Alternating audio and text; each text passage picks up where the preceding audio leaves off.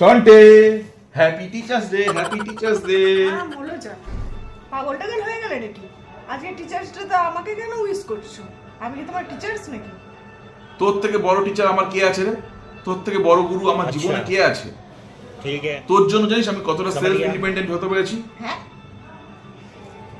আজকে যে আমি স্বাধীনতাটা পেয়েছি সেটা কিসের জন্য পেয়েছি? তোর জন্য পেয়েছি, তোর শিক্ষার জন্য।